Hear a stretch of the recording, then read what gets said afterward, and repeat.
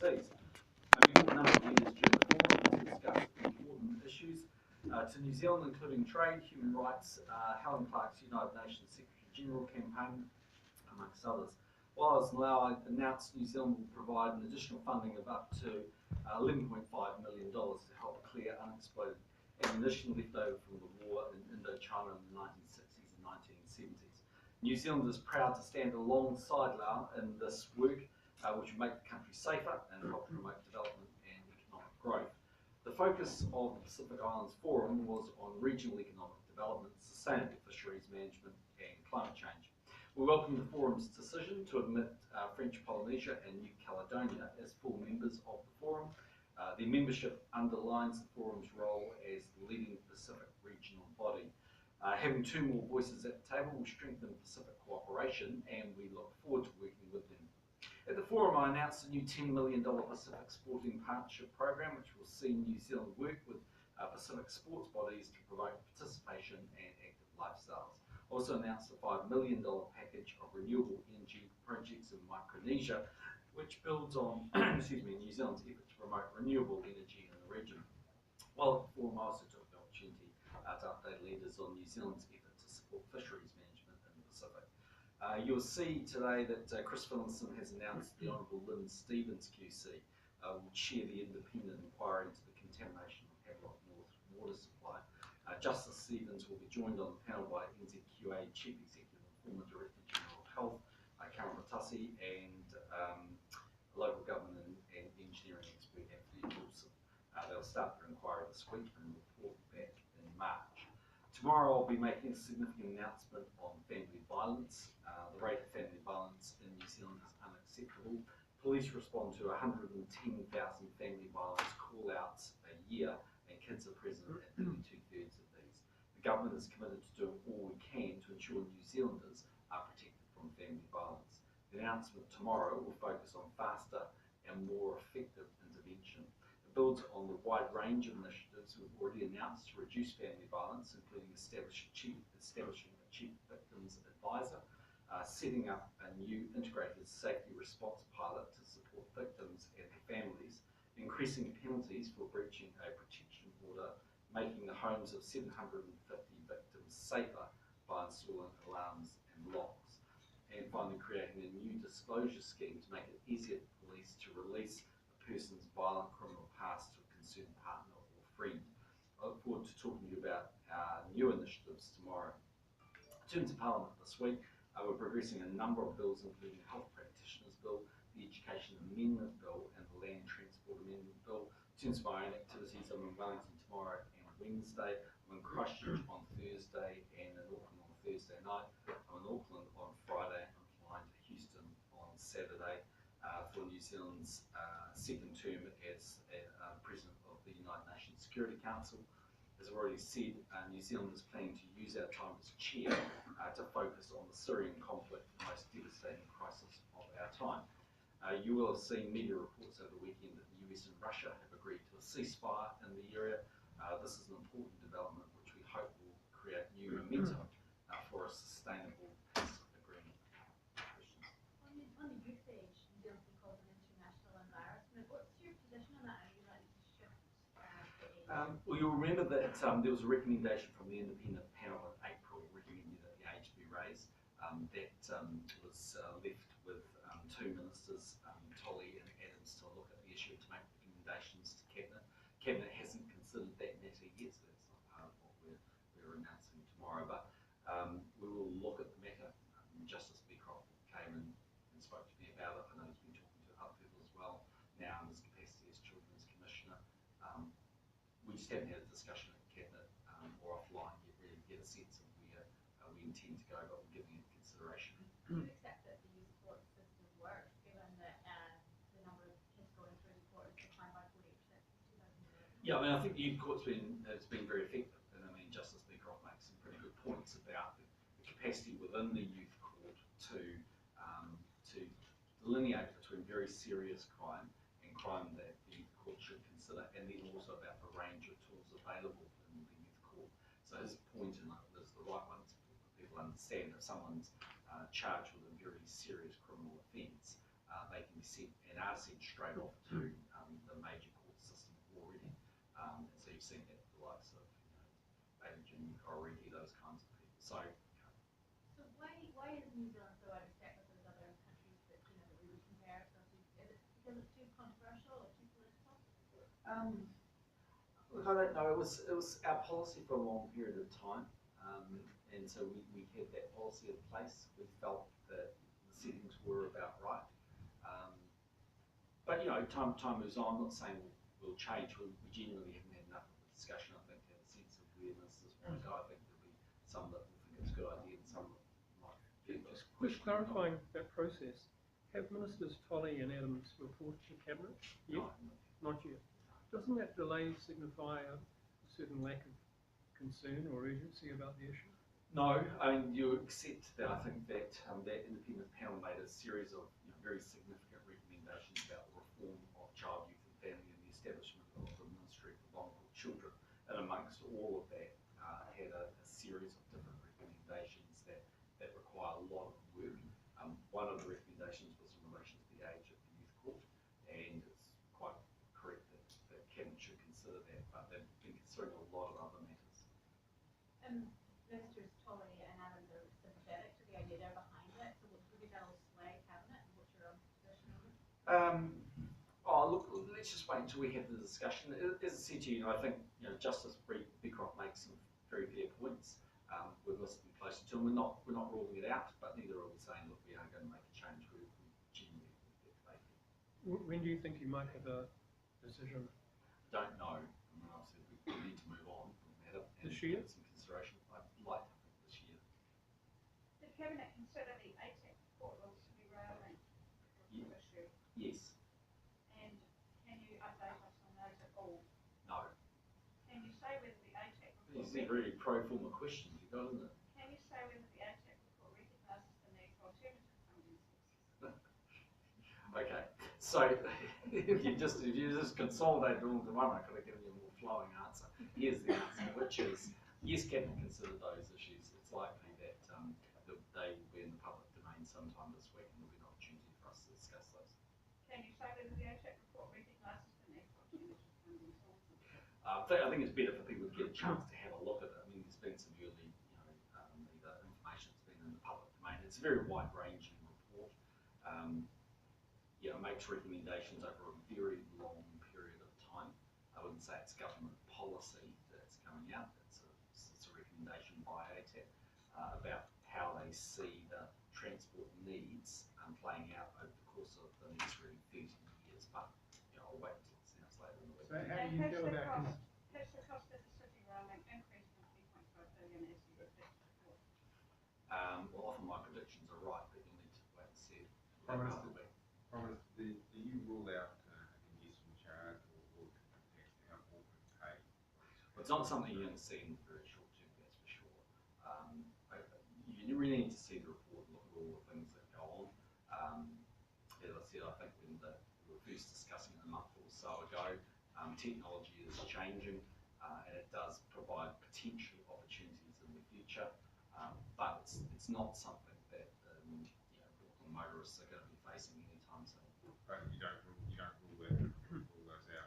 Wait and have a look at the report and we'll have a proper discussion on that later. Do you agree with Stephen Town that the completion of the Waterview tunnel, etc., would be the spark that could provide the start of a debate about the things that are recommended in the transport alignment report? Well, finishing Waterview is a really important part of getting near the end of the completion of the network in Auckland as it's defined. There's obviously a few more things that need to be done, but the core network that helps in that process. Look, what you'll see from the report, and what is very clear, is that there is a lot of potential projects in demand that will need to be completed over the course of the next 30 years, and we'll need to consider the best way of paying for those and of using the network and of integrating public transport and cycling and all those with the needs of growing Auckland.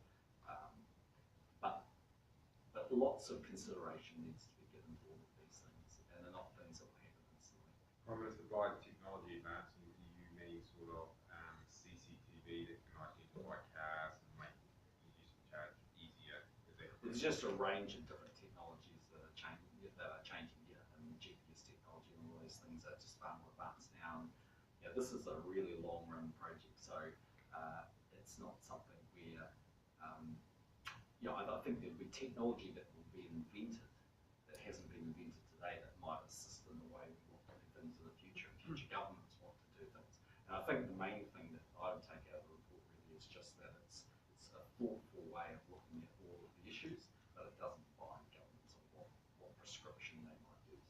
Prime Minister, you may have seen that the Kiwi dollar is near reaching parity with the Aussie dollar, something which would not be good for the Reserve Bank. Does the Reserve Bank need more measures to target the Kiwi dollar to bring it down? Well, look, I mean, my thoughts on intervention are really well known. It's not terribly effective at all. Reserve banks around the world battle sometimes with where their currency is and where they want it to go. The fact that New Zealand dollar's been strengthening, generally speaking, it's been reflecting the economic fundamentals of New Zealand, but just before people break out champagne for a parity party, we've been there many times before and not quite got over the finishing line, so let's see how it goes. So where do you think the Goldilocks level might be for the New Zealand dollar? It depends whether you're an importer or an exporter. I think exporters would definitely say lower than these rates. And given it's such a large part of our export market, I mean, generally speaking, most New Zealanders probably prefer it's a little bit lower. But you've still got quite strong growth in Australia, but you've just got a strong probably set of numbers over here in New Zealand. And with dairy prices recovering, that's the thing I think that's actually underpinning the exchange rate now. I mean, generally the economy's been strong and interest rates a little higher relative to the rest of the world, but people are seeing a bit more optimism in dairy, so they're adding that on top of what's already quite a strong economy. But longer term, do you still think 65 for the against the US is the Goldilocks thing? It's a bit higher than that.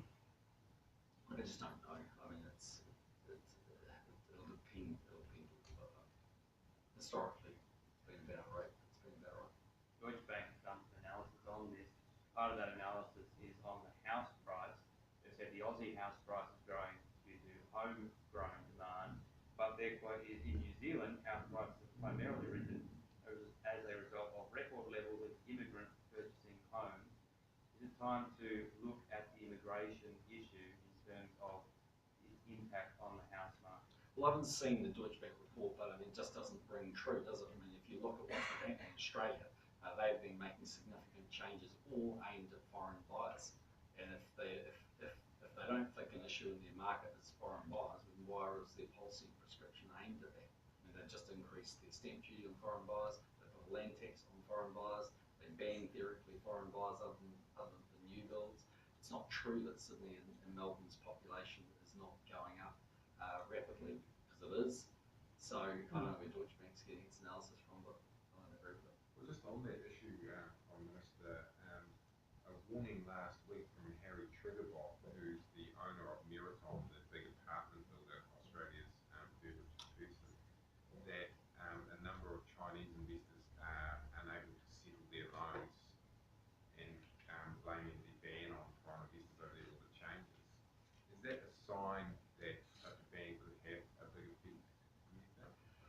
Well, like any public policy in the area of housing, it's always a delicate balance between being effectively trying to slow prices going up and making sure you don't have some catastrophic reaction that you're not expecting. Years ago, Australia did bring in the vendors tax in Australia and had such a significant impact that they actually cancelled it. So there's always a happy medium of saying, we know exactly where that line is, but I think anyone in government always has to be a bit careful, because for most people, their primary asset is their house, and for most people, a significant amount of the home is borrowed from the bank. They do have to protect their equity. On real estate and money laundering, there's a report on the weekend that the police say 1.6 billion a year is going into real estate, and it says that the government's dragged the chain on AML reform. Do you think the government could have moved faster or should move faster on their second round of AML reform? Well, firstly, the government's now brought that legislation forward. The second thing with it is that it's not quite as simple as just bringing the legislation in. Depending on where you set the line, it's very broad, and it's likely to have quite significant implications for a lot of different sectors. It's one thing to be looking at, financial advisors, which is really what, and specialist trust people, which is what part one did. But part two will have quite significant implications on real estate agents, on banks, on a range of different interested parties, and that could add quite a lot of cost for potential homeowners and purchasers. So the government, yes, we need to progress that legislation. I don't think we've been terribly slow. It's a lot more challenging to put together than people think. But we also have to make sure that we just don't load up the sector with huge costs, which will get passed on to fundamentally first-time buyers. But couldn't it also reduce some of the demand for properties pushing up prices? Well, again, if you look at the international, the evidence that we have so far on, say, foreign buyers, that number still looks quite small. We're requiring people to give us their IID numbers if they're a foreign purchaser. It doesn't, to us, seem to be slowing down the number of purchases, and it's about the same. It's not moving a lot from what I've seen so far. So if it really was a source of money laundering, then you would assume it would have some impact on that, and it hasn't done that from what I can see so far. Pretty limited data to be there. Prime Minister Nick Smith has been meeting with representatives from Te Oho Kaimoana over the Kermadecs. Yep. Have you guys, has the government struck a deal with Māori over there? No, we haven't. Are you obviously trying to strike a deal? Because they've called a press conference at 5 p.m. tonight. Are you trying to strike a deal? Well, we've been trying to make some progress, that's for sure. Just because our preference is to be able to pass the legislation, our preference is not to battle things out in court, if you like. But in the end, we're confident we can progress the legislation because we have support of the Greens, and from what I can see, it's really unwavering support. So, yeah, like everything we do, we always try and work with other interested parties if we can, but I wouldn't be. We'll see whether we get a deal or not. Do they want some sort of financial recompense or some sort of, is that what's... No, it doesn't. Look, at the core of their belief, they believe they should be entitled to fish here. Even though they haven't, they believe they should. And we believe it should be a sanctuary where you can't fish. And so you've got a slightly unusual situation because sometimes iwi and conservation issues and conservation groups are on the same page. This one they're on a completely different page, and they just don't agree. They just think that they don't believe, from what I can see from the sort of general feedback, they're not great fans of ocean sanctuaries. They think the QMS is a better way of managing things, and they don't think there should be parcels of sea space, if you like, that are just carved out and there's no take zones. But how could any deal be done there if they don't want money? Because I presume that you would not want to back off it being a sanctuary. No, we have absolutely no intentions of backing off the sanctuary. At this point, do you still expect to be defending it in court? I don't know, but like in the end, in good faith, we've sat down and tried to discuss with them the issue and what we're trying to do and how we see it going. But and we think we're in sync with the rest of the world. I mean, you've got I think a future announcement that's coming that's in public domain here from another country, and the United States doing some stuff. President Obama a few weeks ago, I think most New Zealanders would say we, as a country, have a long history of again creating sanctuaries and national parks on the land, and we should be doing the same thing in the oceans.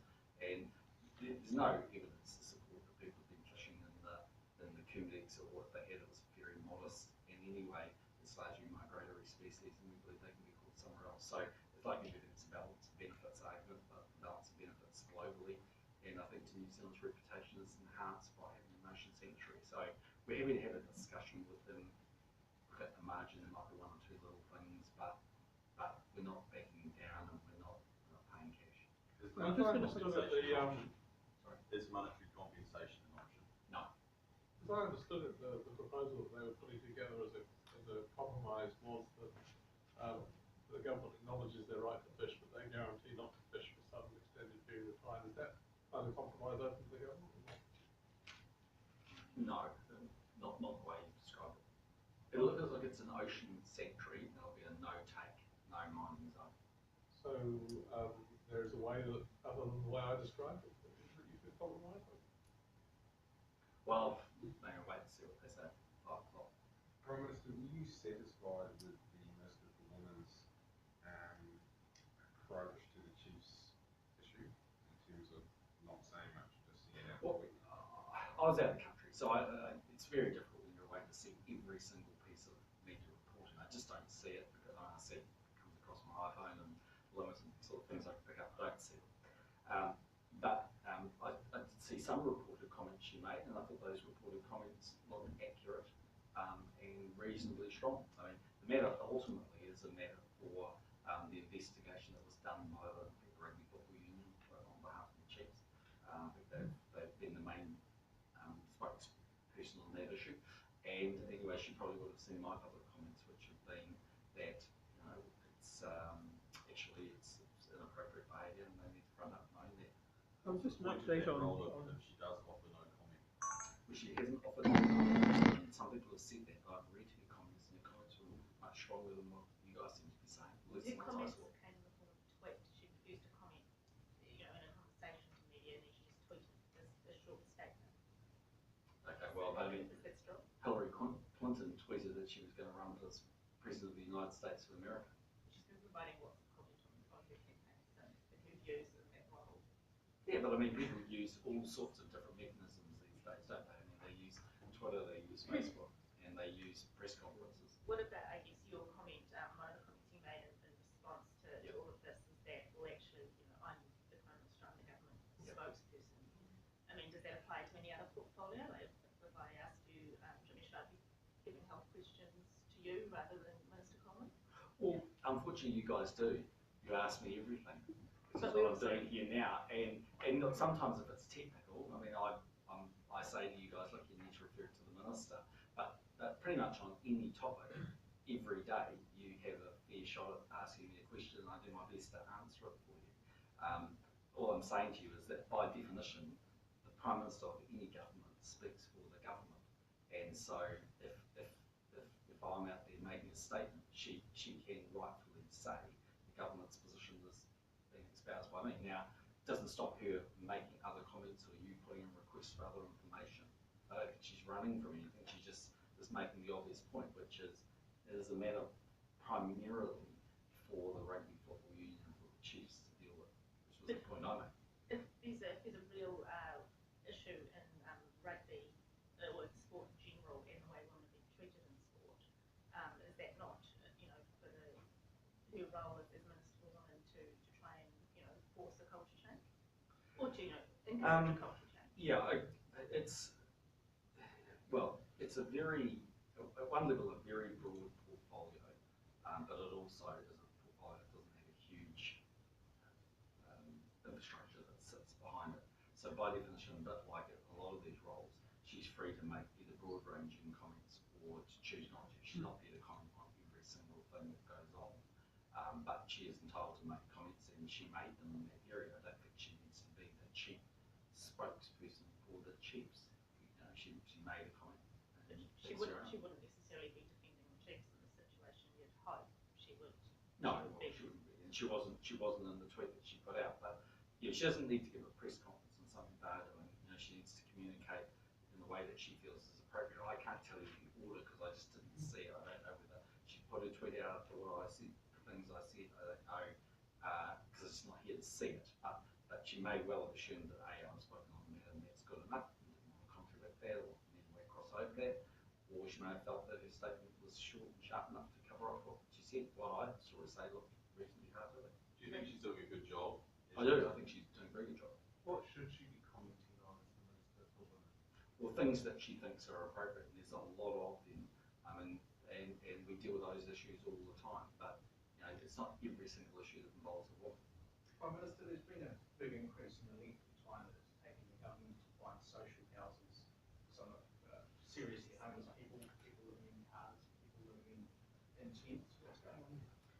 Well, firstly, the number of places that we've been moving people into has been increasing. There's no question there's been an increase in demand. I think we've acknowledged that. And I think the rise in both rents and house prices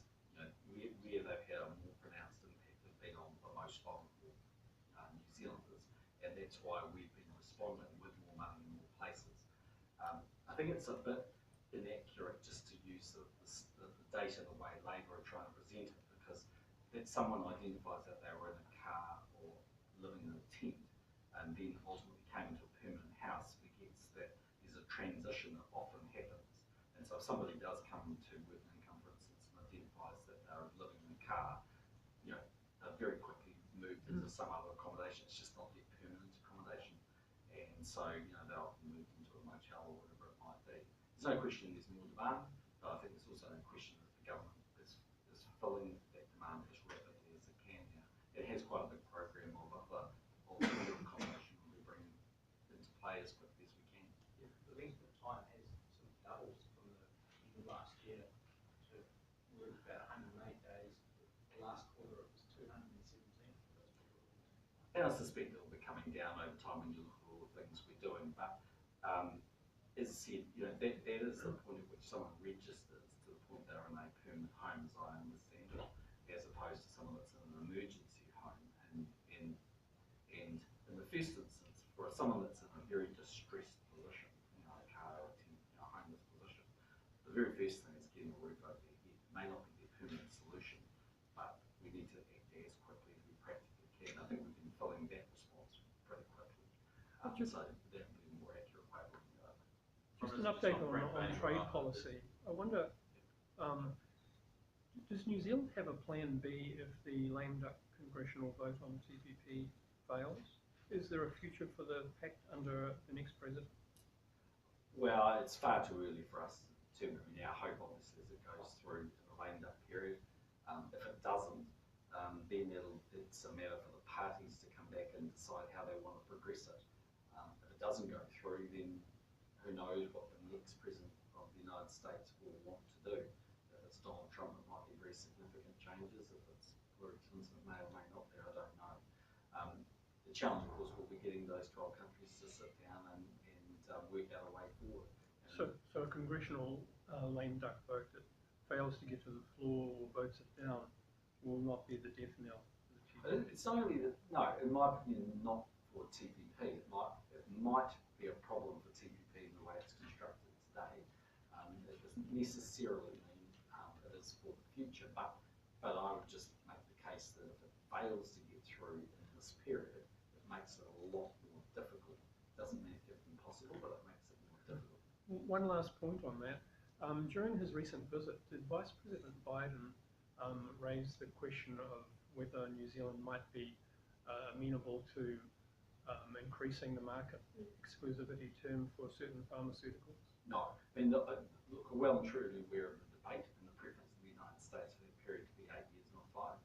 New Zealand's, as we made the case when the negotiations were taking place, is very confident that our law, the way it's set, achieves what actually the parties would want and is fair and balanced in consideration of the whole package. So he didn't lobby for that, and we're not. So 12 is completely out of the question for New Zealand? 8 years, did you say? No, 12. Oh, 12 years, no. Yeah. Okay. From this, just looking ahead to tomorrow's announcement. Yeah. Do you think there is a need, obviously it's being considered, for domestic violence, a specific offence or offences for domestic violence, i.e., you know, a list of offences? Well, the domestic violence rates are too high and they need to come down. You know, women in New Zealand deserve better protection, and they deserve better protection from the law. And we actually need a better way, I think, of dealing with these issues to give them protection both in the very short term and over a medium period of time. It's a challenging issue, and I suspect actually as a result of some of the announcements we make tomorrow, you won't see an immediate drop in domestic violence rates, because what you've been seeing over recent times has been better reporting. That's a good thing, because it's bringing hopefully people to account and bringing the problem to the surface, but it makes those numbers look worse. I'm not convinced that you'll see a massive reduction in day one, but I think the work that Amy Adams has been doing this year is really thoughtful. She's very committed to tackling the issue, and I'm quite happy with what we're announcing tomorrow. So the argument specific that, offence is not out of the, or offences, you know, is not out of the question tomorrow. Just have to wait and see for tomorrow. Just on Frank Bainimarama, you invited him to come here, is he? Well, I hope so, but I don't know if he is going to come. I mean, there's the latter part of the year, but like everything else, it always gets firmed up near the end. There's talk that he's going to join you at the Leaderslow Cup match in October in Auckland. Possible. Have you guys been talking about that? Well, there's a range of potential options. That's one of them, but whether he actually comes or not, you know, again, as I say, hasn't been firmed up. Is there a risk if he does come, I guess, of cause another diplomatic spat, essentially embarrass you publicly? Well, I didn't think it was a spat last time. I mean, I went to Fiji because I thought it was the right thing to do. I thought we should put our best foot forward. We have a strong, long-standing relationship with the people of Fiji, and when Cyclone Winston turned up, I think they could see who their best friends were, and it was Australia and New Zealand. You know, the fact that Mr. Bainimarama wanted to make some comments about the historical process that led to the military coup and all of those things, he has a right to do that, but it didn't embarrass me, and it doesn't stop me meeting with him. It won't stop me seeing him on other occasions, and it shouldn't stop me coming to New Zealand. As I said at the time, we're not going to go and relitigate either New Zealand's actions or our beliefs. We have to stand by those, but you know, we're also looking forward, not looking back. Is the arguments that are being made by John Nolan the money that we give them for defence, is that the money that we put into Fiji for aid and the defence support that we give them, is that essentially just a waste of time? It was going to come here and just cause a bit of a ruckus? We give money through our aid program right around the world because we want to make the lives of those countries that we try, those people that we try and touch with our aid money better. And you know, that's the purpose of it. I mean, we don't go to the aid of people whose homes were devastated or communities devastated by Cyclone Winston because we like or dislike Frank Bainimarama. We do it because we as good international citizens stand by people in their moment of need. It's got very little to do with whether we have a really strong interpersonal relationship or not. As I said, you know, I went to Fiji, totally acknowledged he might want to traverse the historical past. He's entitled to do that, and just like we're entitled to have our account of that. It's not taking us anywhere. What's taking us forward is looking forward in a relationship, and you know, I have a responsibility, I think, as Prime Minister of New Zealand, to think about the people of Fiji, for where there is a strong connection between New Zealand, Fijians, and the citizens of Fiji, and it's a far bigger thing than just the relationship between me and Frank. Are the arguments being made by John Nolan and Business New Zealand about the public interest clause in the Countervailing Duties Bill likely to have any impact on you? Yes. Well, when you say they're likely to have an impact on me, this is the government's legislation. Yeah. I mean, all we're simply saying is that as we look at these issues around anti-dumping and all these things in the future, there's an argument that says a public interest test might be an effective test to have in the legislation for those who have a responsibility of seeing whether countries or companies have violated that. That's still a matter for the select committee. So as I understand it, it's before the select committee, people are making submissions on it, considering it. But I think the government's view has been that may well be valid in having a public interest test there. Even if the public interest test put at risk the future of the Glenbrook steel mill? Well, let's wait and see. I mean, Glenbrook and everybody else are free to put in their own submissions, and we'll listen to all of those. We haven't said that we're hard and fast, but certainly the initial view, as I understand it, has been that a public interest test may have some value. Let's wait and see. It's the purpose of having the select committee process that people get a chance to make submissions. They're of value, and we think they're right, and we listen. Right, so just picking up quickly on one thing you said earlier, are you expecting a major announcement from another country on a sanctuary similar to the Kermadec in the next little bit? Unless it's been announced, and I can't be sure about the international news cycles. But yeah, I mean there are other countries leading New Zealand, sort of United States. In my understanding, I think Obama announced the biggest marine ocean sanctuary in the world. So what New Zealand's doing around the Kermadec is both consistent with what good international citizens are doing, and I think it is the right thing. I mean, if you look at New Zealand, the dock estate in New Zealand is a third of the entire countryside. I mean, go back to what I said earlier. I mean, the Kermadec is a sort of a place of true uniqueness when it comes to ecological and geological significance. And personally, I think it's a bit of a moot debate around fishing out there because the very long way that people historically have not been doing much. The quota that was out there was tiny. That has been fished in for the last decade. And so in the end, on the balance of what's the right thing to do, personally, I think that's the right thing to do. Just on Auckland housing, you suggested last week that first home buyers should look at apartments. Yep. Nikki Kay has been looking at problems with body corporates and suggesting reform for unit titles. And Nick Smith said last week, we might have to change unit titles. Are you worried that that it's a good idea to jump into apartments when you're still working on getting the unit title stuff right? There's a massive market of development taking place of apartments. It doesn't mean that there has been a long history of people buying apartments. It doesn't mean that there can't be some sound recommendations that might be made to the way the body corporate rules operate or the way unit titles operate. I don't think you'd want to say to the market, stop and don't buy an apartment now because the government might over time make some changes that enhance your rights or make the rules a bit clearer. I personally don't think there's anything terribly novel about me saying apartments are a logical place for first home buyers and for young people to consider. All around the world, in fast growing cities, that's exactly what happens. Just a small point on the currency. On the advice you're getting, are you expecting that there'll be a interest rate rise in the United States, which may solve some of our problems with regard to their relation to the greenback? I haven't seen any formal advice. The Minister of Finance might have seen something about what he thinks is going to happen. All I've really seen is what the markets are doing, which, certainly the commentary I could see over the weekend seemed to be that, the Dow was pushed down pretty heavily on Friday in New York on back of what they were anticipating Janet Yellen might do in September. But